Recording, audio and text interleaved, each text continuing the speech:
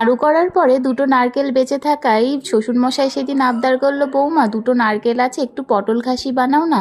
আসলে শ্বশুরমশাই কোনো কিছুই এখন মুখে ভালো লাগে না, বয়স হয়, সব কিছুই তার টেস্ট লাগে না। সে নিজের মুখে এই পটল খাসি খেতে চায়। আমিও লেগে পড়লাম নিরামিষ দিন দেখে এই পটল খাসি বানাতে। তো সেও আমাকে দু একটা কাজে একটু হেল্প করে দিল। আমি নারকেল টারকেল কুড়িয়ে লেগে পড়লাম এই পটল খাসি বানাতে। এই রান্নাটা একটু সময় সাপেক্ষ, যেদিন হাতে অনেকটা সময় থাকবে সেদিনই এই রান্নাটা করতে বসবে, কারণ এটাতে সময় না দিলে একদমই সেটা ভালো হবে না। আর অনেক জোগাড় গোছালের ব্যাপার আছে, জোগাড় গোছাল করতেই একটু সময় লাগে, রান্না করতে সেরকম কোনো সময় লাগে না।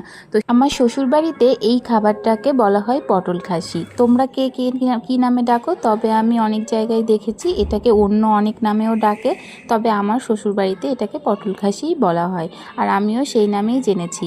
বিয়ের পরে আমি এই খাবারটা প্রথম খেয়েছি। আমি আমার বাবার বাড়িতে এই খাবারটা আগে কখনো খাইনি।